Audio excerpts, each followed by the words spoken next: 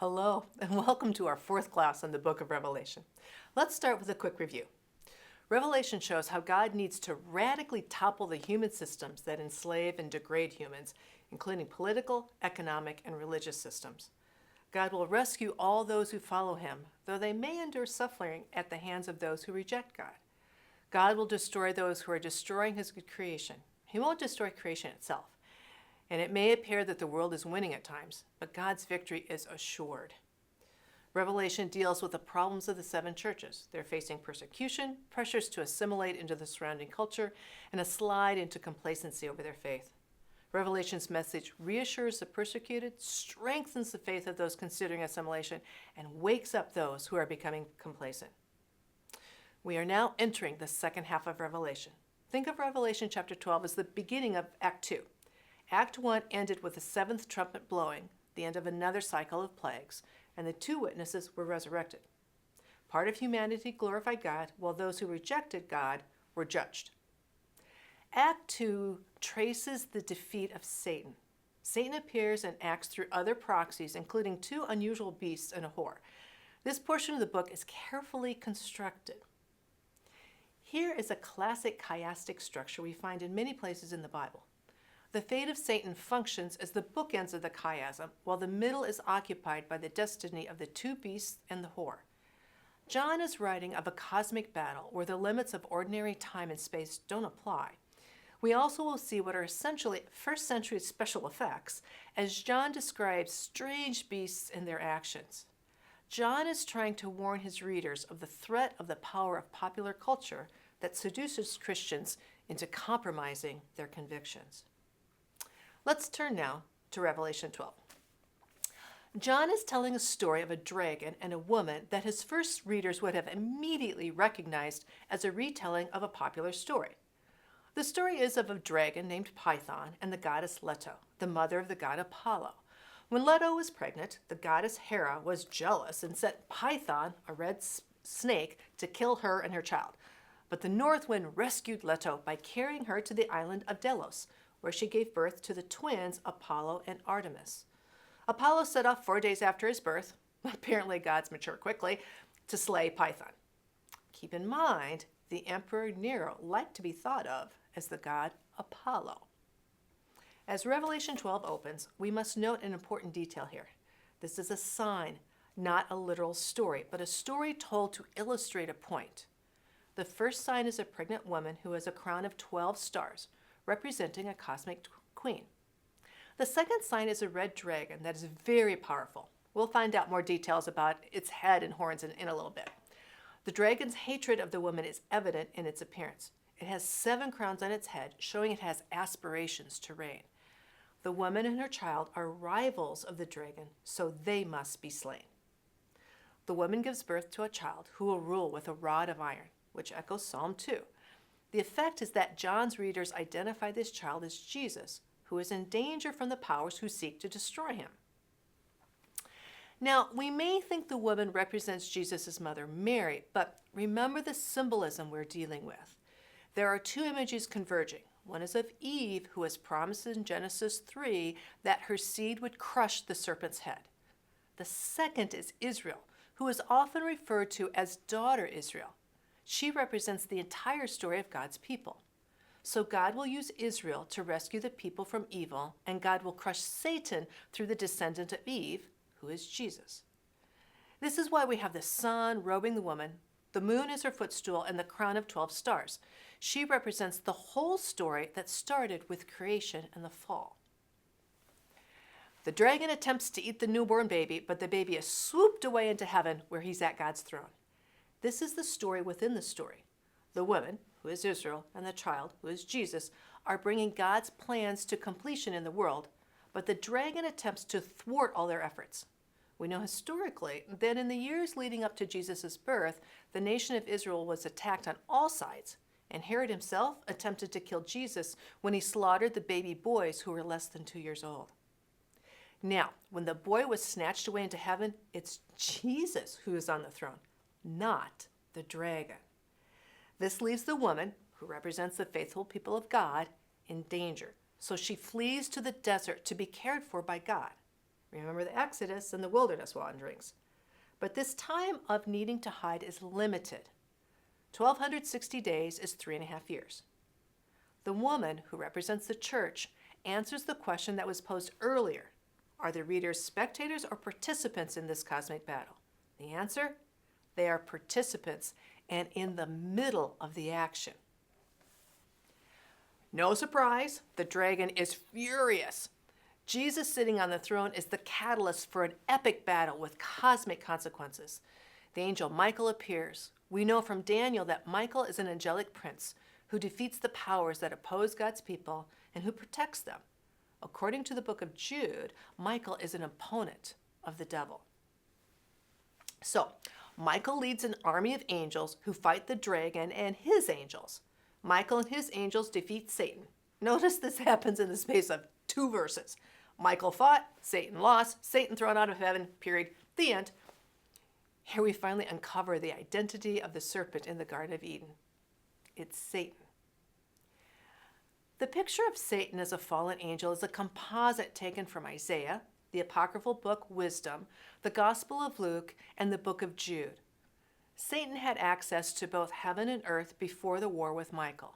Now he no longer has access to heaven. Satan's defeat dramatically limits the scope of his activities. We hear a loud voice in heaven declaring salvation has come. The song of salvation credits Satan's defeat to the angels and the people who are faithful. Those who don't submit to Satan will conquer, even if they die. The song announces, the accuser has been cast out of heaven. Remember, the term Satan is translated from the Greek word for accuser, and he is called the father of lies in John 8. In Luke 10, Jesus said he saw Satan fall like lightning from heaven. Satan can no longer access God in order to accuse people, so he will turn his attention to the people on earth. Evil rages on earth because Satan lost heaven. He's not powerful, he's vulnerable.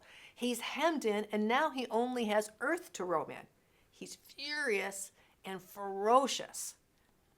Next, we read what is essentially a cartoon car chase. The dragon pursues the woman is given wings like an eagle to escape, so the dragon spits water to drown her, but the earth opens up and swallows all the water. The dragon gets mad, he can't get to the woman, so he turns to attack her children. The dragon finally takes a stand on the seashore, and a beast emerges from the sea. Remember, for the first century readers, nothing good comes from the sea. Now, we must turn to Daniel 7 to understand the next section. Daniel 7 is a vision of 4 monsters or beasts from the sea. A winged lion, a bear with 3 tusks, a leopard with 4 wings and 4 heads, and a 4th beast with iron teeth, bronze claws, 10 horns, and a little horn. This chapter in Daniel is a prophecy that 4 kingdoms shall rise to power. The horns represent kings, and the little horn is the last king who will make war against God. Finally, the Ancient of Days, who is God, comes and sits on the throne and destroys the power of the 4 beasts. John telescopes these 4 beasts from Daniel into one beast in Revelation that looks like a leopard with bear's feet and a lion's mouth, having 10 horns, 7 heads, and 10 crowns. This beast tries to mimic the dragon, but instead of 7 crowns, has 10. In other words, its desire to rule has increased. The first century readers would have said, obviously, this is Rome.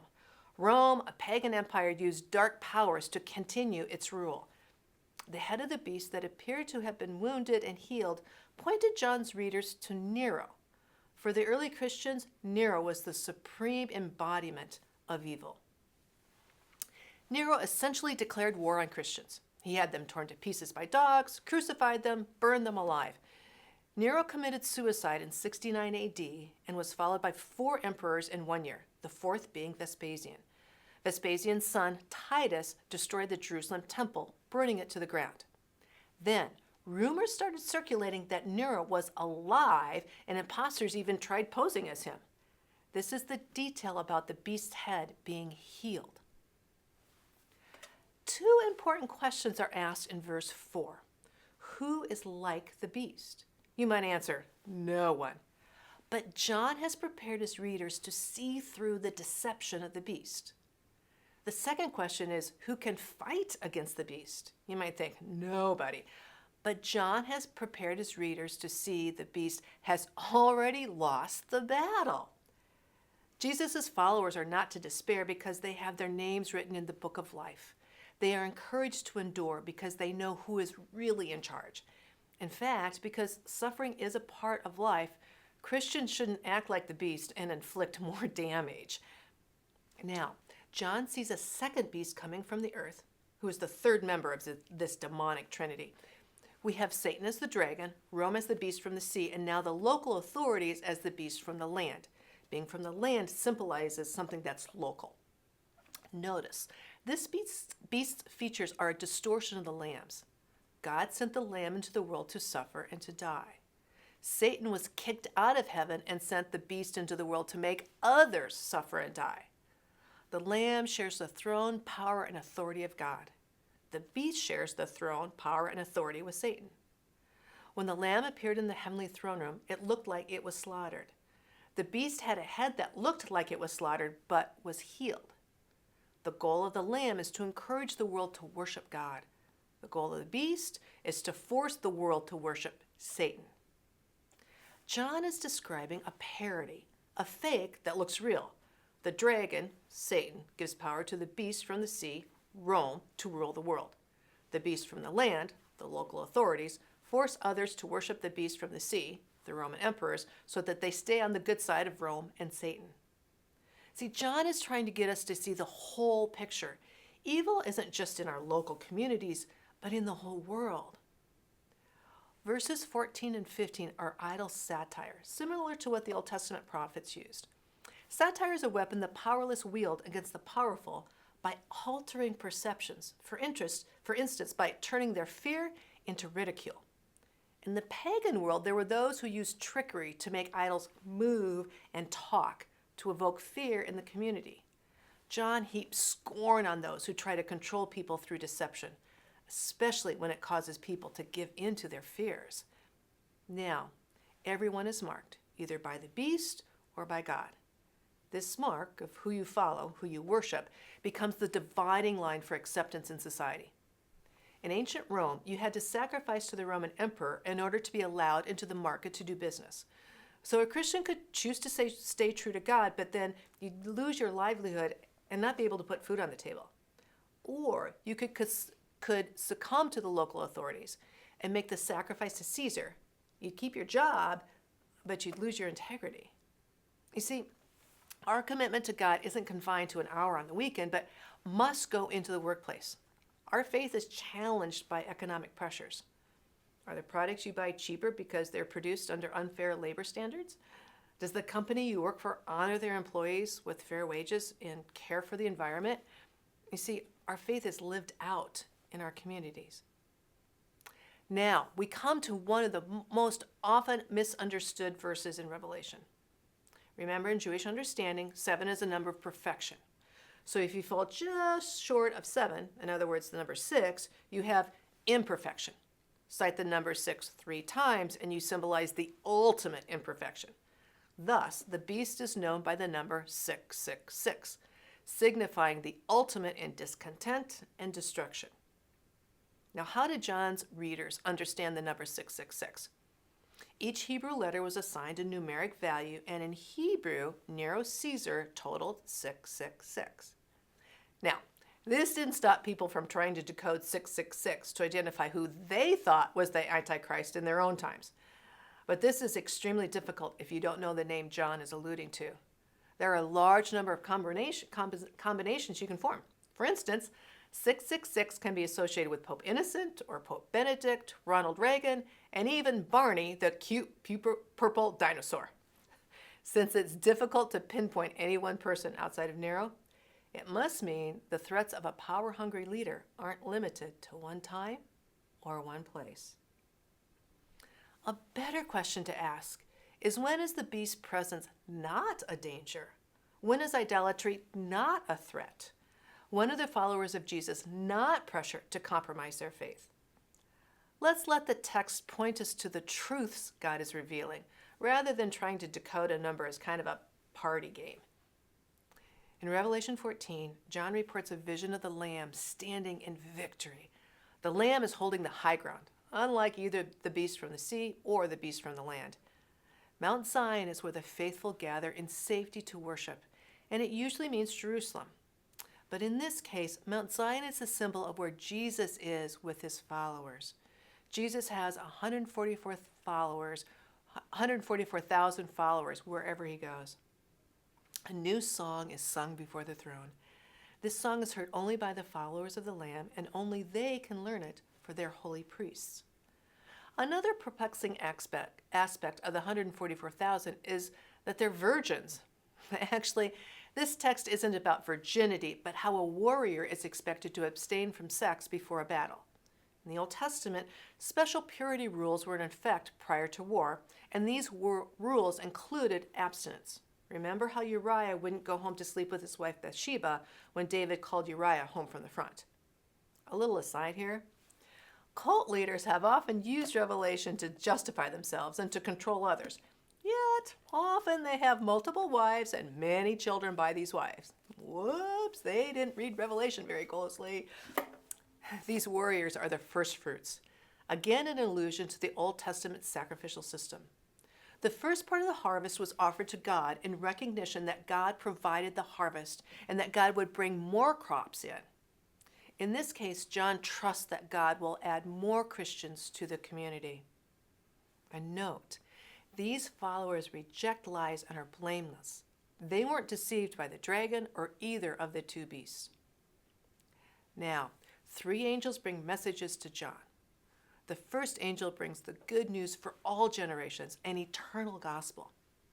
This summary of the good news is more than our own personal salvation and a message that we go to heaven after we die.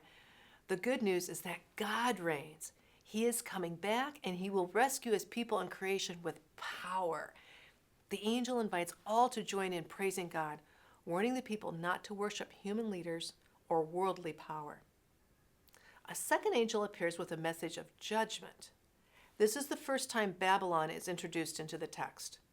Babylon took Israel into exile and thus became the archetype of wickedness, idolatry, immorality, and cruelty. This image draws on the exilic prophets Isaiah and Jeremiah.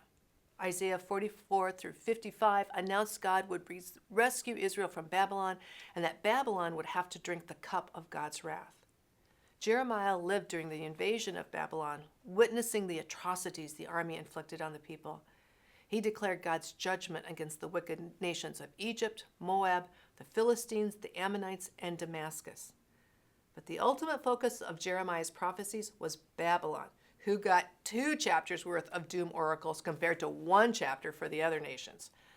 The message is that God will sort things out. He won't turn a blind eye to injustice, and wicked Babylon will fall. For John's readers, the knowledge that Babylon will fall should move them to put their confidence in God, not Babylon. It's when the third angel arrives that we see God's judgment falls on the guilty, and we say, finally. In the presence of Jesus, the smoke of the torment of the guilty rises, in contrast to the incense of the prayers of the saints. The warnings brought by the 3 angels move from a general warning of judgment to warning of judgment on Babylon, and finally to the judgment of the individuals who worship the beast. People respond to this vision in a variety of ways. Some attempt to use God's judgment as a weapon against their opponents, a classic case of judgment for you, but not for me, forgetting that Christians cannot refuse to show love. Others find this too vindictive and say that since Jesus said we shouldn't judge, then God shouldn't either. But justice is a core characteristic of God, and judgment is an integral part of the message of Jesus. Remember, these visions are meant to bring about change in our own lives so that we can avert disaster.